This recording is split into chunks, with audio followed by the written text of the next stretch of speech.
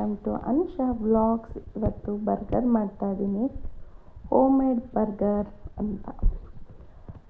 Burger ಬೇಕ್ರಿನಲ್ಲಿ ಸಿಗುತ್ತೆ. Bun ಕೊಡಿ ಅಂದರೆ ಬರ್ಗರ್ ಬನ್ ಕೊಡಿ ಅಂದರೆ ಕೊಡ್ತಾರೆ. ಇವಾಗ ನಾನು ಅದ್ರ ಮೇಲೆ ಬಟರ್ ಹಾಕಿದ್ದೀನಿ, ಬಟರ್ ಅಥವಾ ಚೀಸ್ ನಿಮ್ಮ ಇಷ್ಟ. ನಾನು ಬಟರ್ ಹಾಕಿದ್ದೀನಿ. ಆಮೇಲೆ ರೆಡ್ ಸಾಸ್ನ ಅಪ್ಲೈ ಮಾಡಬೇಕು. ಎಲ್ಲದಕ್ಕೆ ರೆಡ್ ಸಾಸ್ನ ತೊಗೊಂಡಿದ್ದೀನಿ. ಹಾಗೆ ಯಾರೆಲ್ಲ ಹೊಸಬ್ರು ಹಾಗೆ ನೋಡ್ತಾ ಇದ್ದರೆ ಪ್ಲೀಸ್ ನನ್ನ ಚಾನಲ್ನ ಸಬ್ಸ್ಕ್ರೈಬ್ ಮಾಡ್ಕೊಳ್ಳಿ. ವೀಡಿಯೋಸ್ ಹೇಗೆ ಬರ್ತಾ ಇದೆ ಅಂತ ಹೇಳಿ, ಒಂದು ಸಣ್ಣ ಕಮೆಂಟ್ ಹಾಕಿ, ಲೈಕ್ ಮಾಡಿ, ಶೇರ್ ಮಾಡಿ, ಸಪೋರ್ಟ್ ಮಾಡಿ. ಬನ್ನಿ ಇವಾಗ ಟೊಮೆಟೊ ಸಾಸ್ ಹಾಕ್ತಾ ಇದ್ದೀನಿ ಎಲ್ಲದಕ್ಕೆ. ಹಾಗೆ ನಾನು ಆ ಕಡೆ ಸೈಡು ಸೌತೆಕಾಯಿ ಸ್ಲೈಸ್ ಆಗಿ ಕಟ್ ಮಾಡ್ಕೊಂಡಿದ್ದೀನಿ. ಟೊಮೆಟೊ ಆನಿಯನ್ ಕಟ್ ಮಾಡ್ಕೊಂಡಿದ್ದೀನಿ. ಇದು ಚೀಸು, ಪನ್ನೀರ್ ಚೀಸ್ ಬರುತ್ತೆ, ಅದನ್ನು ಮೆಲ್ಟ್ ಮಾಡಿಕೊಂಡು ಹಾಕ್ತಾಯಿದ್ದೀನಿ.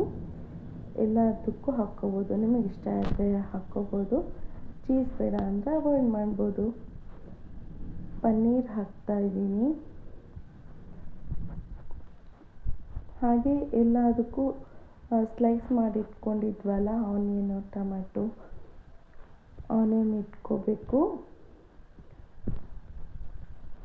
ಎಲ್ಲದಕ್ಕೂ ಆನಿಯನ್ನ ರಿಂಗ್ ಮಾಡಿ ಕೂಡ ಇಟ್ಕೋಬೋದು, ಇಲ್ಲ ರೌಂಡ್ ನಮಗೆ ಯಾವ ಶೇಪ್ ಬೇಕೋ ಆ ಶೇಪ್ನಾಗೆ ಇಟ್ಕೋಬೋದು.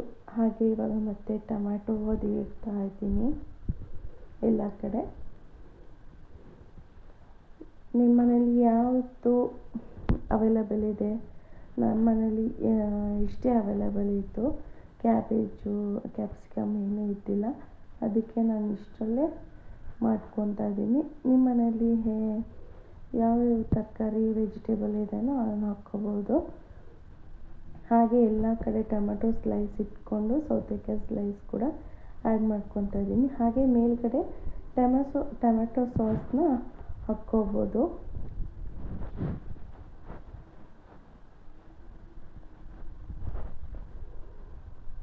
ಇವಾಗ ಎಲ್ಲ ಕಡೆ ಟೊಮೆಟೊ ಸಾಸ್ನ ಸ್ಪ್ರೆಡ್ ಮಾಡ್ತಾ ಇದ್ದೀನಿ.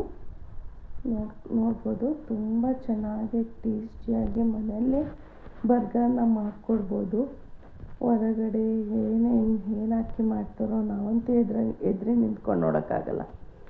ಅದಕ್ಕೆ ಇದೇ ಥರ ಮನೆಯಲ್ಲಿ ಮಾಡ್ಕೊಳ್ಳಿ. ನಿಮ್ಮ ಮನೆಯಲ್ಲೂ ಮಾಡಿಕೊಡಿ. ನಿಮ್ಮ ಮಕ್ಕಳಿಗೆ ಹೇಗೆ ಬಂತು ಅಂತ ಹೇಳಿ ಕಮೆಂಟ್ ಬಾಕ್ಸ್ನಲ್ಲಿ ತಿಳಿಸಿ. ಮತ್ತೆ ನೆಕ್ಸ್ಟ್ ವ್ಲಾಗಲ್ಲಿ ಮತ್ತೆ ಮೀಟ್ ಆಗ್ತೀನಿ. ಬಾಯ್.